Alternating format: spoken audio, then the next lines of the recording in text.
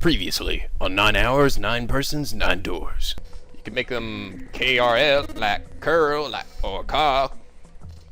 Oh man, that makes complete sense. Thanks, Devin. No problem, Junpei. I was being sarcastic. I know I was too. You shut up. And now, back to the escape. The door opened. Jimmy and the others leapt through it. Hoo-yah! But no sooner had they done so, the clang of metal on metal rang out behind them. They spun around. The door they'd just come through had slammed shut. Jimmy grabbed hold of it with both hands and pulled with all his strength. Damn it! Looks like it locks automatically. Is there another way out? There's another door on the right. There's a card reader next to it. It's got a red light on this, so I'm pretty sure it's locked too. Ah, so we gotta find whatever the hell's in here and use it to get the card, which I'm gonna use to get through that door. But I need the key also to get through the other door, so I'll end up looping around. But there is a card reader, right? Yeah.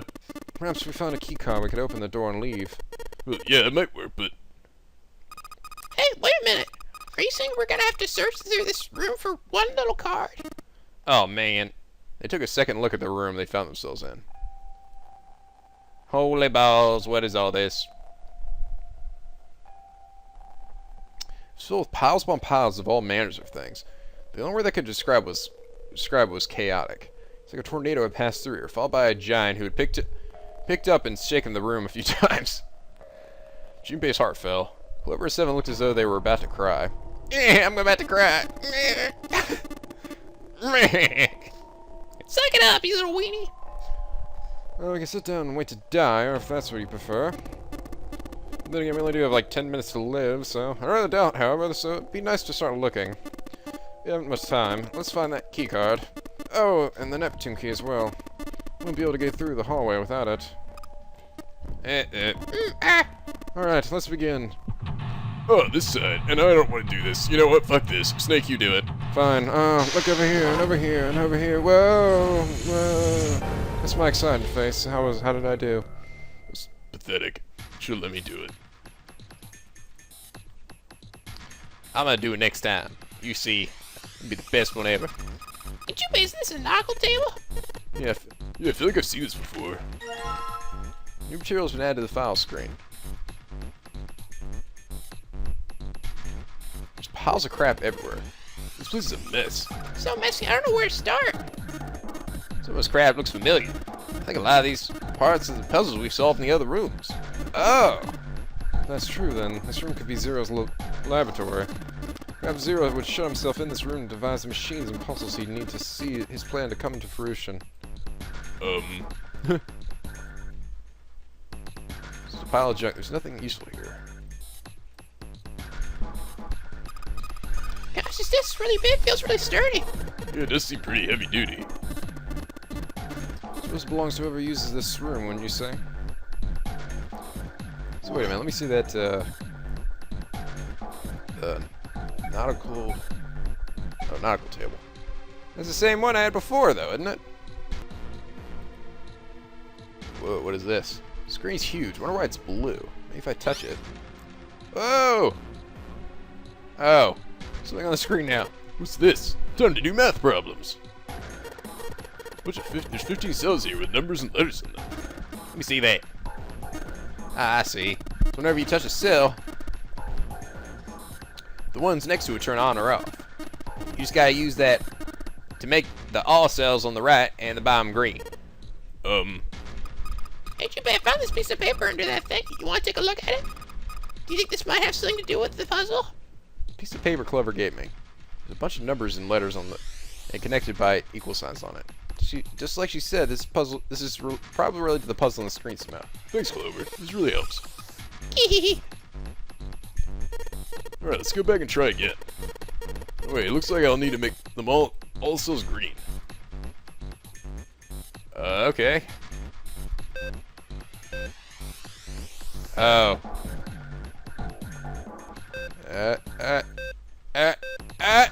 No! What is it? Why isn't it lit? Oh, because I have to get the fucking problems to match up too. You If I randomly click things, sure it'll totally work. Absolutely. Randomness always works. Yes! Ah! You did it, Junpei. You're so smart. You seem to have done an excellent job and solved the puzzle.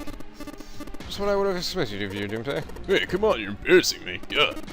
Whoa, whoa, don't get cocky, kid. We don't got time for that. Look at this. Check out the right edge of the control panel. This lobe and something came out. Ooh, cross emblem. Woohoo! Alright, I'm gonna need that for something. There's a pipe. There's a cabinet underneath it. Oh, there is? Alright, put the emblems into the 4 indentations on the desk, but... Oh, nothing's happening. Wait, what's Snake doing? I feel symbols engraved just above each indentation. On the upper left is the steering wheel symbol, and on the upper right is the cross symbol. On the bottom left is the mysterious circle symbol, and lastly the waffle pattern is engraved near the bottom right indentation. Additionally, each symbol seems to be given a number. 1 steering, 2 cross, 3 mysterious circle, and 4 for waffle patterns. Oh, yes, I want... Dude, let's put it on 4. I totally want some waffles right now. Perhaps we insert the emblems in this order. That order, huh? Junpei, look, it looks like there's a compass on there. Oh, now I get it. What do you mean? I guess you weren't there, Clovers, but I saw a puzzle like this in the wheelhouse. I think I just need to do the same thing here. Same thing. Important part is this nautical table we just found. I got to match up the directions on the compass with the lines on the nautical table. Use a steering wheel in the room, but this time I think I'm gonna use this wheel attached to the side here. Hey, then show me now. Of course. You ought to run through the instructions. Looks like this probably works the same way the steering wheel. Okay, fine. Just touch the direction pad I want to go, and okay, that's fine. It's not complicated. Alright, let's do this. And east. And north. And east. Woohoo! Yeah, you did, Junpei. Good boy. Who's a good boy? Who's a good boy? Oh, knock it off. I'm a dog. Hey, we don't have time for screwing around right now. Check out the right side of the monitor. Just got slid open. Something came out. Oh yeah. I heard a noise too. You know that big box in the hall by the exit? I think it made a noise. Like something unblocking, you know? Noise, huh? Sweet. Give me another one of the... Okay, good. I got another symbol. Oh, no, not yet. Was this the one I just did? Right. Oh! Whoa. Well, now we got something on the screen at least. Huh? What's this? Oh, wait a minute. I saw something like this when I figured out the Morse code puzzle back in the communications office. Morse code. Yeah. Dots center look like the dips from Morse code. There's 2 dots on the first line, 4 on the second, and 1 on the last. I'm afraid I don't understand. Perhaps you should give it a shot anyway? Alright, I'll try. Before I do that, though. Now sure looks pretty sturdy. It's framed with black and yellow warning sign. Alright, let's open it.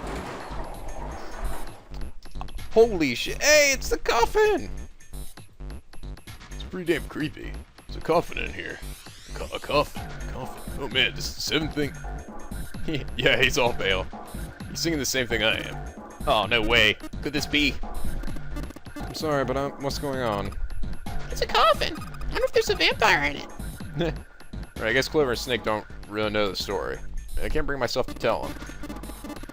Well, at any rate, let's have a look around. There's a metal plaque on the cover of the coffin. Snake's touching it. All eyes. Ah, the 2 machines. Gulp. Holy shit. Man, this is serious. Oh, well, let's open it, shall we? Clover, if you can give me a hand. Okay, I got it. Ready? 3, 2, 1. Yeah! Yeah. Oh, look, it doesn't seem to be ready to open. Yeah, but it's not like it's screwed shut or something. I just believe it's locked in some other way. So you think you could open it with your superhuman strength? No, What's wrong? I think I'm just gonna pass on this one, okay? What the heck? Oh, well, we'll just have to give up on the coffin for now. Let's look around the room a little more, shall we? Al sleeps in a small chamber past the force of knowledge, beneath the navel of the gigantic. Is that actually true? Eee. Freaky deaky.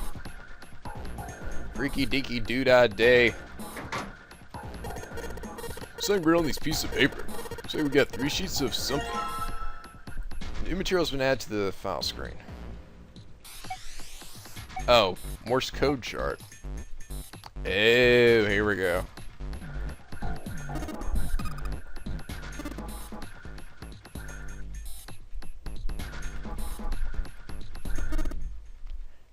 Give me P! Give me I! Give me P and E! What's that? What's that spell? Bye! What the hell are we doing? I love Snake's look on his face. He's like, ah! What are we doing? Just keep looking at the pipe. Oh god. It's a pipe. It's a pipe. It's a pipe. It's a pipe. It's a pipe on the thing and da-da-da. And the horn and the horn, horn and the horn and the ballroom blitz, ballroom blitz. I don't know the words to that song. Ice. That's what it is.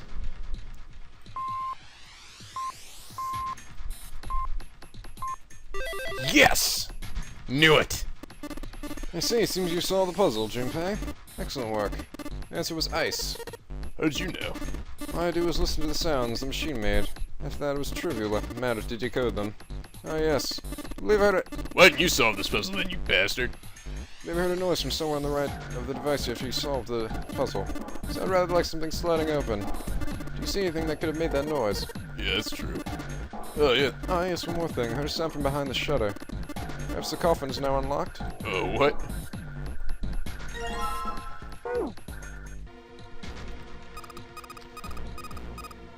Look, Junpei, the rest of it looks like Elvis's face! Yeah. So exciting. Back in the huge machine. Clover says you can see Elvis's face in it. That's funny. Alright, fine. I'll open it. Okay, Junpei, you can do this. Just a box. Just a box. Holy shit, this is a coffin. There's going to be something horrible in there and just know it. Okay, deep breaths. Oh, here we go. Or not.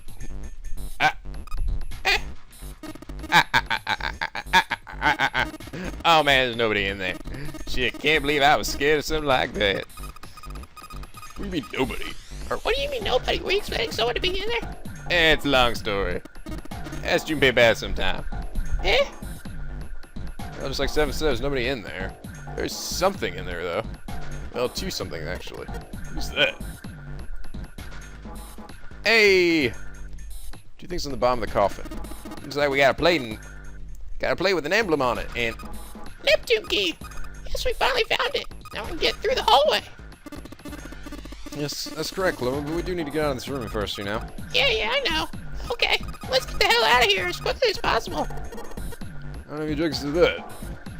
I don't think we'll need to use the Neptune key here. It's really important, though, so I'll keep it in my... I'll keep him in my pocket next to all these useless maps, which I'm gonna throw away right now. As far as this thing goes... Alright, let's go ahead and plug and chug. Plug and chug. Bam, wham, bam, pow. Similar to the indentation, but nothing's happening. Oh, steering wheel, cross, weird circle, and waffle. Alright. Steering wheel.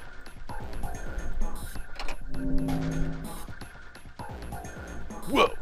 Well, now we got something on the monitors, at least. What's that? It's like some kind of puzzle. Oh god, again. What if these are the rules? Here, I'll read them to you. When you touch a numbered area, that area will be selected and will turn blue. To indicate this, touching a number ball after selecting an area will cause that ball to be moved to that area. However, you cannot move the red ball. You can only move 3 to 5 balls into a single area.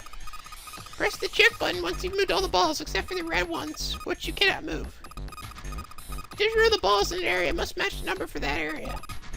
That's it. Oh boy. I still don't really get it. Whatever. Like they say, practice makes perfect. Hell, practice makes prefix. Let's give it a try. What do you mean practice makes perfect? Hey! Hey! Let's see you solve the next one. Then you can make fun of me. Little bastard. God dang it. So many puzzles. So many puzzles.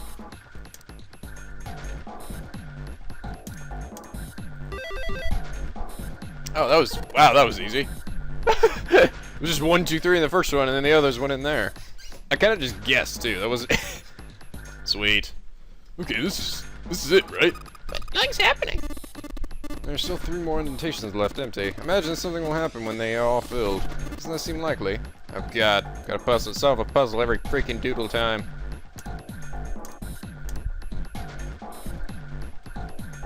Hello to the cross. Hey, Junpei, something's just showed up on the screen. Puzzle sure looks a lot like the last one.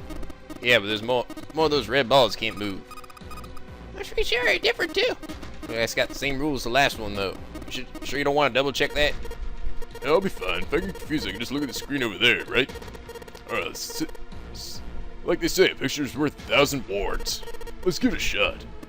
Isn't that a picture's worth 1,000 words? Hey, shut up! Shut up!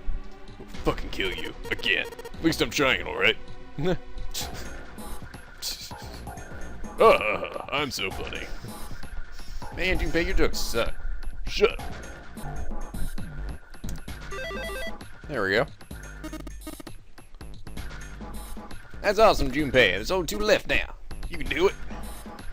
Hell yeah. Put in the emblem of the secret code. Yeah, it looks a lot like the last one. Like the rules are the same though. What do you think you should do? Double check. Oh, God. Well, this is the 3rd time I've done this. I'll be fine. So this is, Can't think of anything clever. Please just don't strain yourself. You might hurt something. shut up. Just give me a break, alright? Think of something. God. Why am I the only one doing this anyway? Seriously. Woohoo!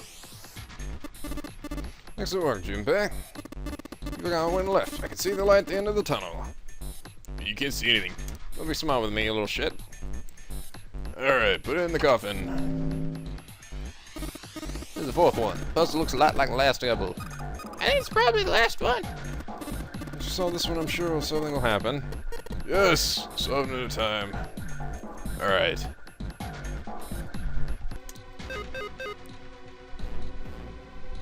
Why won't this work? What's that equals 17? That gives me 8. And this one's 2 and 7. That gives me 9. Why isn't this working?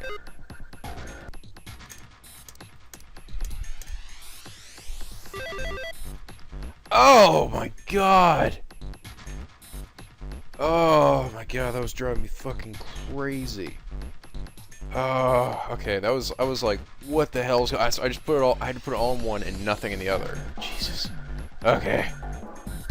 Where did that noise come from? Underneath the keyboard? Way to go, Junpei! You answered all the questions!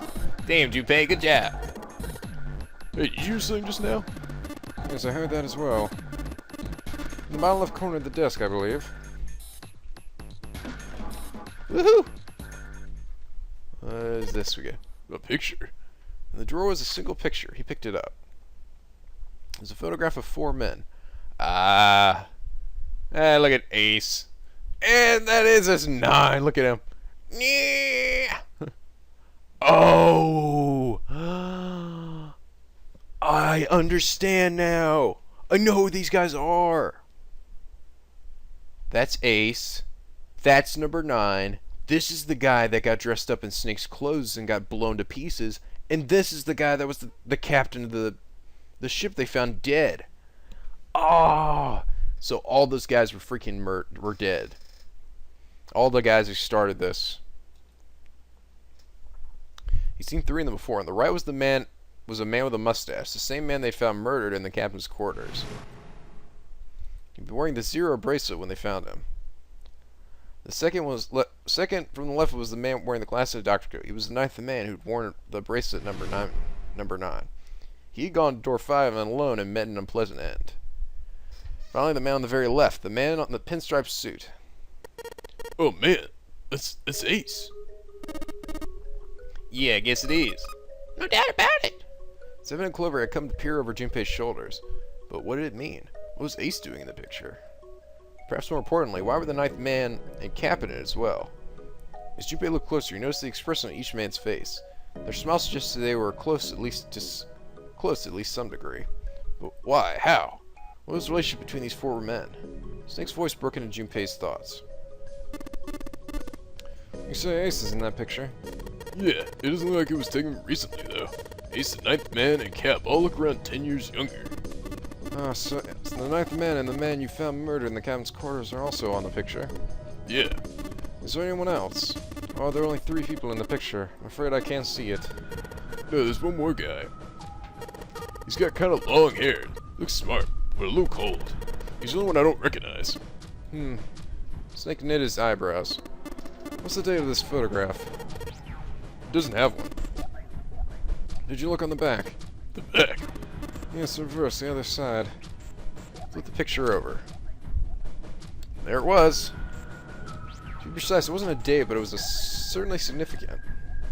He read it out loud so the snake would not be left in the dark. Praying for the success of the Nonori project.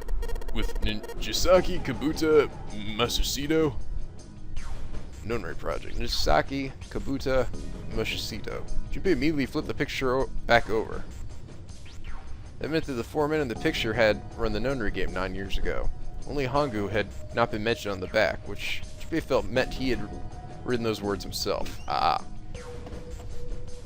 What surprised Junpei was not his revelation, but the fact that it felt nothing like a revelation. It felt obvious. That their true identities did not come as a surprise was what Junpei found most surprising. Why then? Why wasn't he surprised? Because I had to go through that other ending, that's why. Junpei had just discovered that Ace had run the Nonori project, but he felt no spark of excitement or surprise. Nothing. It's almost as if he'd already known. It's almost as if I had to go through a horrible ending where Snake died in a burning fire of doom. Oh, of course. I understand now. Junpei looked over at Snake. In his own confusion, he had missed the dark look on the other man's face. Ace was the CEO of Cradle Pharmaceutical. He was the one who invented the game 9 years ago. He was Gintara Hangu. Ace is Hangu. Even as he asked, Junpei felt as though he already known. I wonder if that is what it's suggesting, because we'd already gone through that ending, maybe? I don't know. Was this someone had whispered into his head that, yes, of course Ace was Hangu? I had my suspicions from the beginning. Their voices were familiar, too familiar to be a coincidence. I could never forget his voice. It was the voice of the devil. I couldn't be sure, though. After all, I had no way to check. I certainly couldn't ask him. Even if I had known, however, I would never have told you. Zora made it quite clear what would have happened if I did. Oh my gosh, I had no idea. Huh? I didn't know that Ace was Hangu. Oh yes, I suppose you wouldn't have. 9 years ago, you were in Building Q in Nevada. But Hangu was in the Gigantic with us. I know. That's why I didn't know what Hangu looked like. But why? Why didn't you tell me? I mean, I'm your sister, right? You could have told me. I'm sorry. I apologize for keeping this from you. If I told you, Clover, you would have told everyone else. And if you... I mean, you already told Junpei all that shit. If you did, then I would have been forced to tell them about what happened 9 years ago. I had to prevent that. Clover and Snake's conversation wasn't of particular interest to Junpei. He still couldn't make sense of his strange feelings of knowledge. He was trying to organize his thoughts when he heard Seven's voice. Hey, Junpei, you think I could borrow that picture for a second? He had no reason to say no, so Junpei handed the picture over. Seven stared at the picture and began to mutter the 4 names of the project's leaders over and over to himself. Hangu, Kabuta, Kaboto, Nijisaki, Mishishito. His brow furrowed and his face was flushed. Hangu, Kabuta, Hooly Booly, Hooly Dooly. He chanted their names to himself, pacing back and forth across the floor. Hangu, Hooly Booly, Hooly Dooly, and Dilly Dilla Bally. Seven shouldn't have known their names. After all, he hadn't been there when Junpei and Snake had spoken of them in the library. But as Junpei watched him pace, it was clear that he did know them. He's 7. He's 7, do you? Shut it! Shut your fucking face! Just shut up! His eyes were red, and Junpei could see sweat beginning to bead on his forehead. I'm this close to remembering. This close. He was sweating heavily now, but his lips were dry. Hangu, doodly doodly doodly doodly doodly. Great Pharmaceutical, Nonori Project. no, damn it, oh, get in my head. Then he stopped. Seven set down the picture and looked at the red light near his feet. His eyes narrowed. Then suddenly his eyes went wide and he shot up straight. Shit. What? What's wrong? Holy shit. This is nuts. What's nuts? I remember Remember what? everything. Oh my god, like Jason Bourne identity. Everything? Yeah. I remember all of it. My memory's back, bitches. I'm back in the flesh. And it turns out I'm evil. Now time for you all to die. No! I remember what happened before I got snatched. Seven's voice was filled with excitement. Shock and excitement had frozen Junpei in place, along with Snake and Clover. Let me tell you what happened.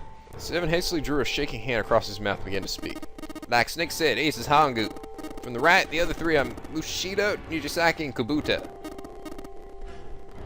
Mushida was the man with the cash. Look at him with his big-ass fat belly. He used to buy himself food, lots of food. So he was fat. Okay, I got that.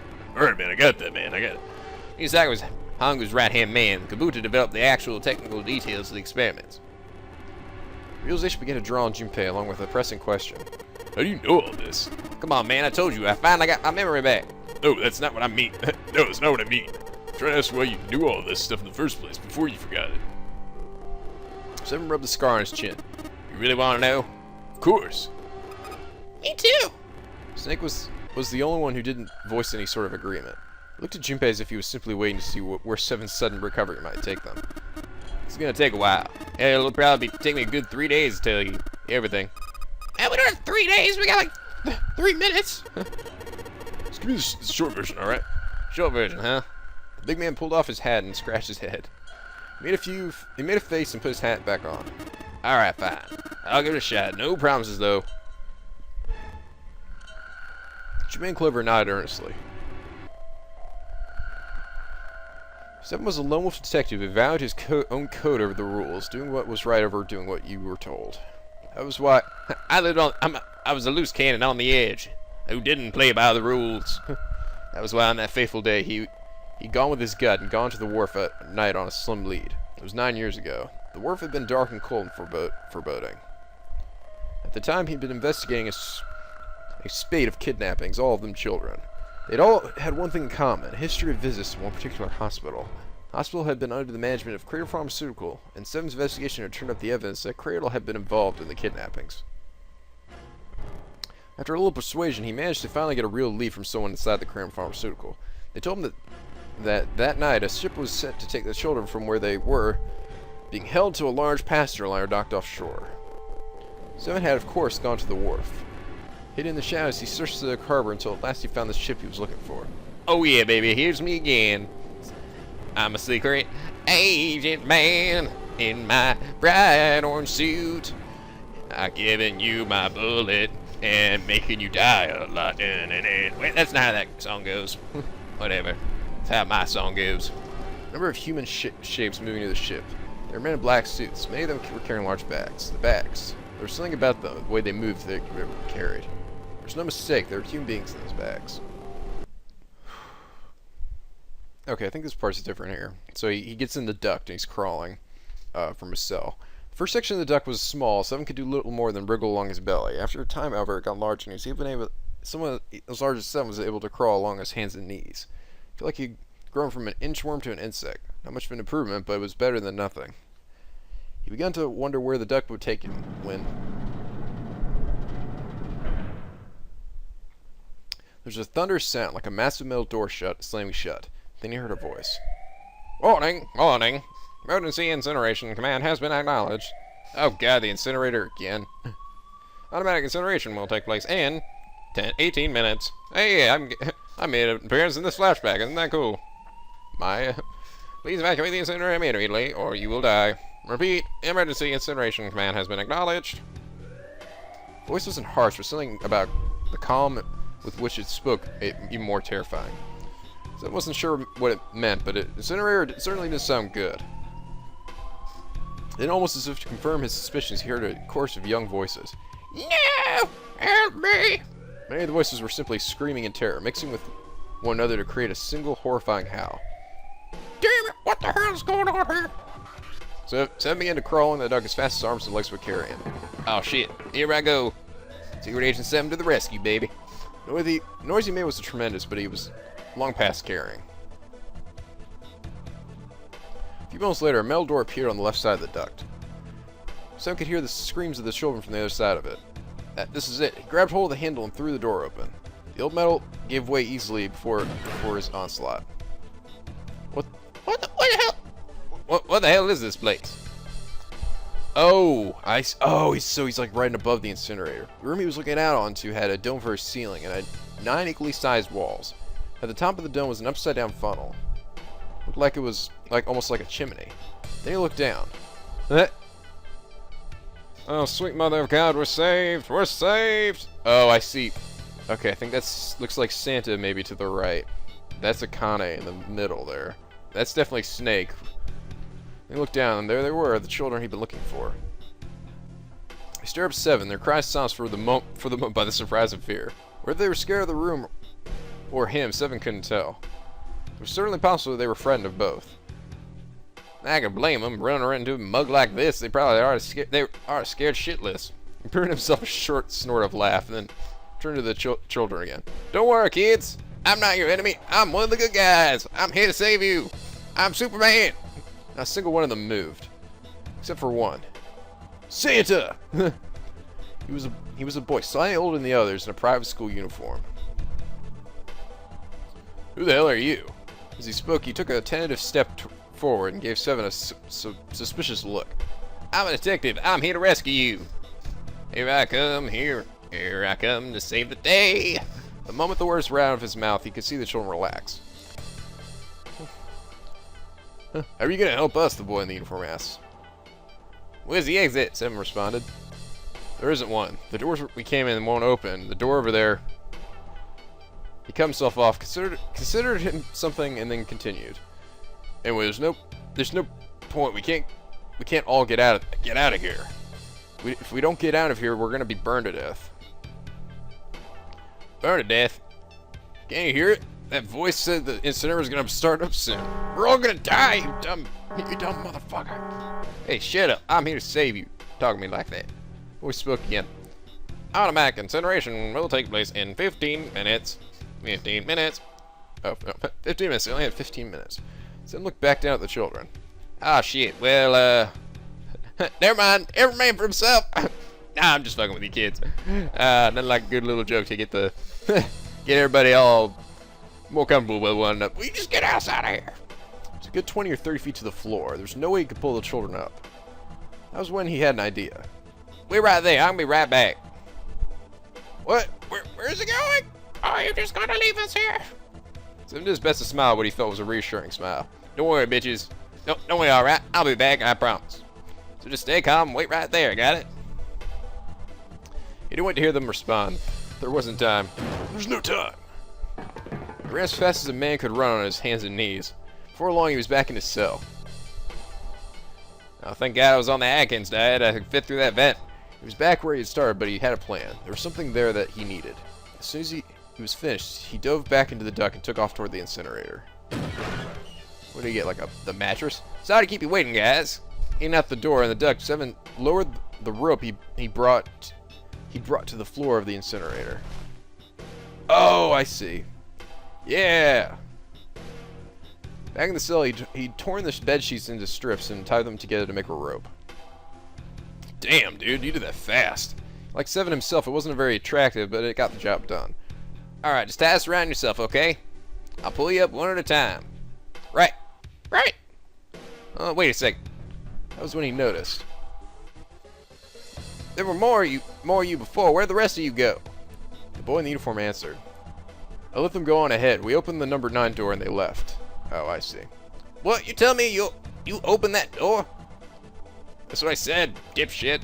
What the hell are you doing here? We couldn't go with them. Why not? Look, the only people who can go through the numbered door.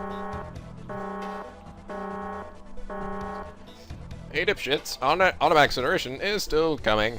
5 minutes. Holy shit, it took you 10 minutes to make that rope. You are slow. Shut up, stupid Nav's voice.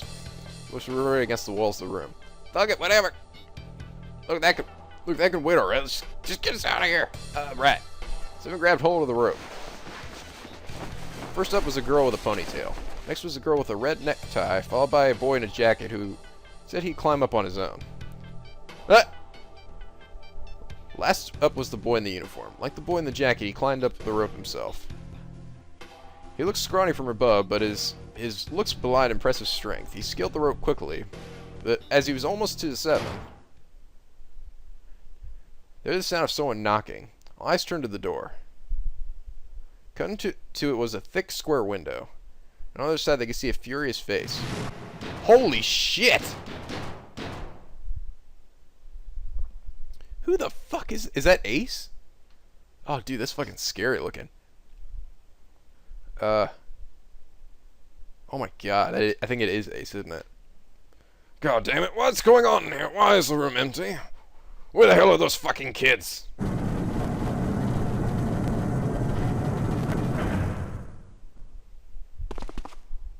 Door opened and a man stepped in, looking half mad with fury. Someone recognized his face.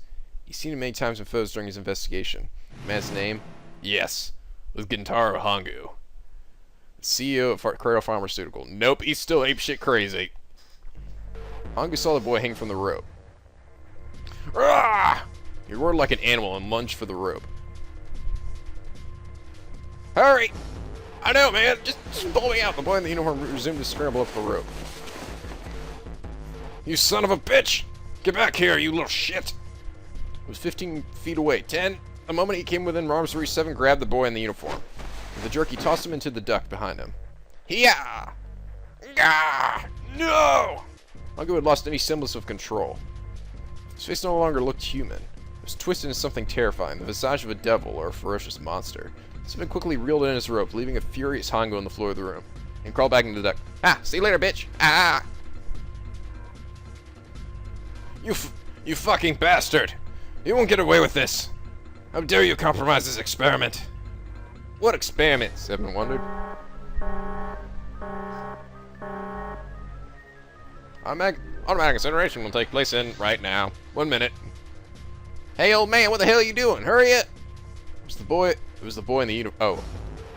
What are you doing? Hurry up! Seven tossed Hongu a taunting salute and pulled the door closed. There's no point to going back to Seven's cell, so they continued down the duct in the other direction.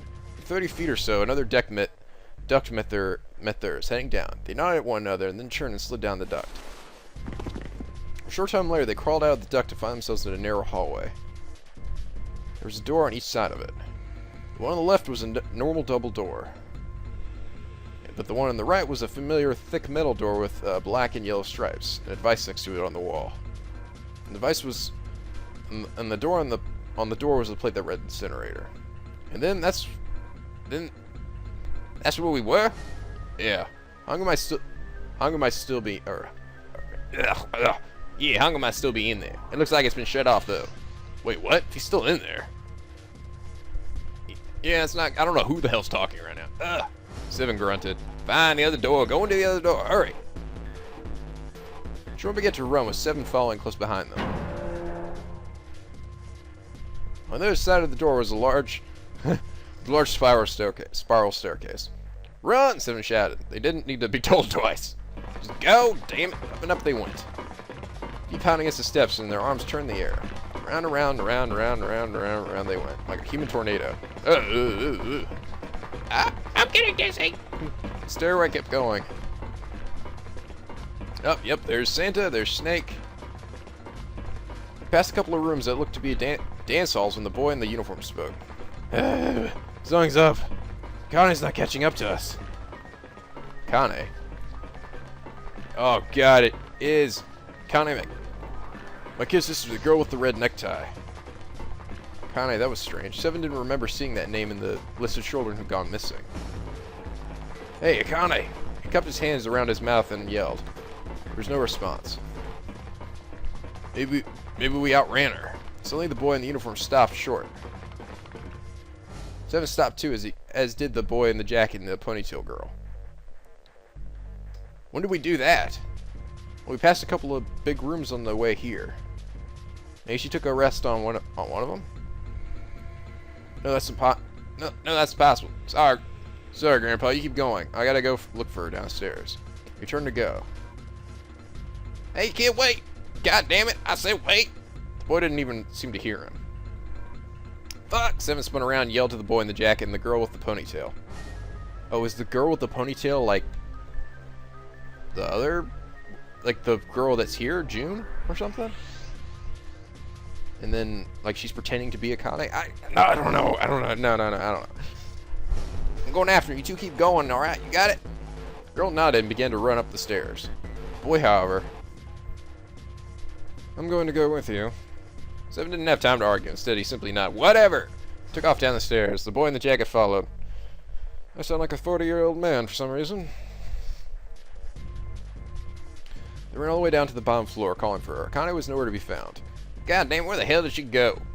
The boy in the uniform couldn't hide his frustration. Help me. Help me. Somebody help me. Help me. Somebody help me. It was a girl's voice. Akane! The boy in the uniform threw open the door and leapt into the hallway that faced the incinerator. Seven and the boy in the jacket followed. Seven couldn't believe what he saw. Good lord. Hongu had grabbed Akane by the arm and was doing his utmost to force her into the incinerator. Come on, goddammit, move! No, I don't want it. Let me go. Please let me go, me. She planted her feet squarely on the floor, and he was doing her best to get away, but Hongu was much larger than she was. She wasn't going to win. Akane, the boy in the uniform shouted. He roared with anger and charged toward Hongu. You came back! Or you came back? Ha! You're too late, idiot! Hongu lifted Akane bodily from her feet and threw her struggling into the incinerator. Oh my god. Ah! Before Seven of the boy in the uniform could react, Hongu leapt through the door after her. They saw him land inside. Oh my god. And then the door slammed shut with the finality of a great steel guillotine.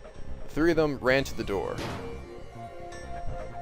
They pulled and strained, trying desperately to get it open. Grrr! Fuck, it's no use. The goddamn thing won't move an inch. The boy in the uniform cried out and began to slam his fist against the door. He hit it with such force, Seven feared his knuckles would shatter from the impact. Akane! Are you okay? Help me! Her voice was muffled by the door, but the sheer terror in it was unmistakable. What should I do? What should I do? I think I'm trapped in here. Where's Hongu? He went out the other door. What? Oh god. Warning. Warning. Emergency incineration command has been acknowledged. Automatic incineration will take place in now. 18 minutes. Please evacuate the incinerator immediately. Repeat. Oh, I guess he restarted the thing. Are you fucking kidding me? Are you fucking kidding me? Someone's at a loss. It's the same damn thing. Are you there? Are you there? His voice sounded close to tears. Yeah, we're here. Just hang on, alright? We're gonna figure out a way to save you. She could have seen the bloodless face of the boy in the uniform. His words would have seemed like a more than a sick joke.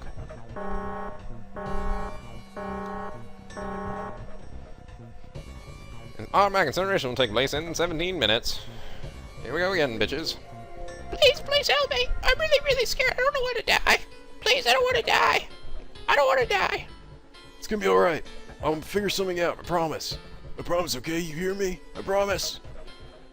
Good lord, no wonder freaking Santa wanted to get murder Ace. I mean, Santa's gotta be zero, right? I mean, that's... They could hear her muffled sobs from the other side of the door. The boy in the uniform tightened his fists. His knuckles were a bloodless white. Seven could tell he was holding back tears of his own.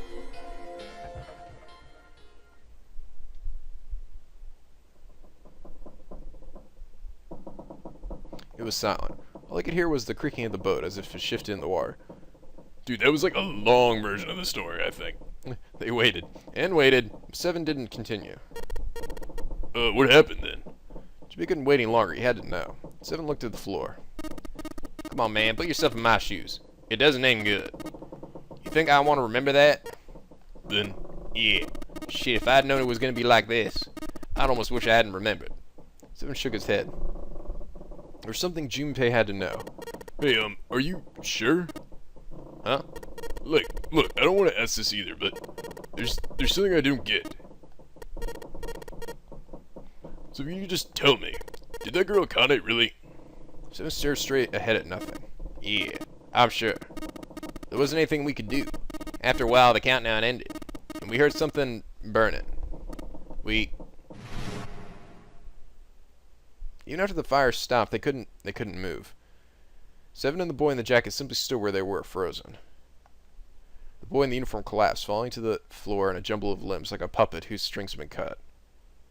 Oh god, a few more minutes passed. The door opened. Oh Jesus. What the hell is wrong with you, Ace? Good lord. The boy in the uniform ran, stumbling over his own feet. Seven and the boy in the jacket followed, still too numb to speak. The air in the incinerator was hot. Every breath made Seven's lungs feel like they were on fire. The air shimmered with heat. And in the middle of the room, beneath the waves of heat, there it lay. The boy in the uniform walked toward it, his legs shaking violently. Seven couldn't see his face, but his body looked somehow empty. Finally, he reached it. The boy collapsed to his knees, his legs no longer able to support him. Oh god, that'd be so horrible.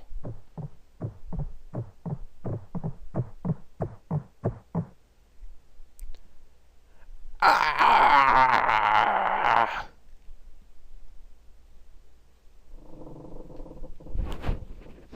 Junpei felt a cold lump form in the pit of his stomach. A feeling of sickening anticipation washed over him. He could feel his body shivering. He desperately did not want to know the answer he feared he knew already, but he had to ask. He had to know for sure. Can I ask you for one more thing? What? Girl, Akane. What was her last name? What was the matter, you? Just tell me, okay, please? Someone looked at Junpei curiously and ran his tongue quickly over his dry lips. Kurashiki. Her name was Akane Kurashiki. Oh shit. Something inside of Junpei stopped. He had no more words left. He had no more Junpei left. He was just a shell of flesh and bone. Seven turned to Snake. You were there that day, weren't you? Tall kid in the jacket. That was you, wasn't it? Yes, I was. You are correct, Detective. Junpei's surprised. Oh well, I guess Snake wouldn't recognize him because he didn't see him. Junpei's mind was blank, withdrawn from the world. Somewhere far away, he could hear Seven and Snake talking. Don't misunderstand me. I told you before how Zero threatened me. There was nothing I could do. I couldn't say anything about what happened 9 years ago. So you're saying you're not working for Zero, right? Of course not. Clover, what about you? Hey, come on! Who do you think I'm working with, Zero? I told you before, you idiot, I was in Nevada in Building Q. I did hear that a detective rescued the kids on the boat, but I didn't know it was you. Your surprise seemed to be genuine. Seven regarded Clover for a moment and rubbed his chin thoughtfully. Well, I guess I believe you. Clover nodded. Alright, let me ask you another question. He stuck his hands into his pocket and took a few steps. Then he stopped and turned to face them again. Santa's real name is Aoi Kurashiki. He's Akane's brother. You know that? No, I didn't. Did you? Well, yes, I know Aoi Kurashiki was her brother. But I didn't know that he was Santa, at least not from the beginning. 9 years ago, he was in the middle of puberty. His voice is entirely different now. Really? Because in the flashback, he sounded this. Shut up. That's all of NicoB's fault. Shut up. Fuck both of you. No, fuck you, Nico. No, fuck you. There's only so many voices I can do. Oh, god dang it. Whatever. Screw you. I'm Why is he arguing with himself? I'm ashamed to say that even my exceptional hearing wasn't able to make that connection. As such, I had no reason to think Santa was Aoi. When did you figure it out? A short time ago, and Clover told me that Santa might have been one of the subjects of the initial experiment. When she told me that, I had a feeling. Santa is Aoi? Akane Kurashiki, June's brother? That spark caught flame in Junpei's leaden mind, and the fog began to clear. Like an engine began to turn, images and thoughts began to coalesce in his mind, coming faster and faster, forming bigger images, bigger thoughts. Junpei blinked. He was back. There's still a lot we don't know. I mean, like, a lot. But there's one thing I think we can say we know. What's that? The body we found in the shower room had to be Yujisaki, dressed up to look like Snake. What? Come on, man. What kind of detective are you? Did you figure that out already? Hey, go easy on me, man. Damn. I'm all brawn than brain. Just got my memory back, alright? Cut me some slack. Well, if he is, the three murders make sense then, don't they? Yeah, that's right. Murder.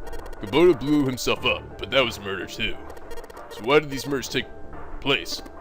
Junpei is correct, and the body in the shower room was Nichisaki's. That means all the people who were murdered were involved with the creation of the Nonary project. Kubota, the person who conducted the actual experiments. Yep, just like Side. I knew it. Nijisaki, Hangu's assistant. Mishishido, the man who financed the project. You mean this was all just revenge? Santa is Zero? He's getting revenge for the death of his sister. No, I don't think Santa actually murdered anyone. In fact, Junpei didn't think. He knew. He couldn't explain why or how, but he had no doubt that Santa had killed no one. Perhaps the madness of the last several hours was finally driving him insane, but Junpei had ceased to be surprised at his sudden knowledge, and even begun to accept it. If I'm right, then it's not hard to figure out who the next victim's gonna be, is it? I'm pretty sure I don't have to tell you. Snake Clover and Seven all nodded. Next target will be Gentara Hangu. Person who planned the nunnery project. In other words, Ace. There was a moment of silence. Maybe she didn't really die or something. Like, and because I mean, she looked like his when they did like a flashback. They showed like June's face and her face, and they looked like the same person. And honestly, though, it seems like her brother would have recognized her if that were the case, though. So. But the thing is, Junpei recognized her. So, I don't know. I'm not sure. I'm not really sure. If it ends up being that she really didn't die in that body, then with somebody else, maybe, then why didn't Santa recognize her? And then if it turns out, it wasn't really her, then how the hell did, Junpei first saw her, and he knew exactly who she was, I think, right? Or, no, he didn't know initially, but she looked like him, so maybe, I don't know. The room shook. From far away, they heard the sudden rush of water. Whoa, what the hell's going on here? It must be 6 a.m. Our time is up. Ah, shit, we're gonna die. Come on, we need to get out of here now. How? In the drawer they held was the picture was a key card. Junpei grabbed it. I'm betting this sucker opens the exit. Come on, let's go. New material's been added to the file screen. I got a key card. Woohoo, ha-hoo. Yahoo, Mountain Dew, bitches.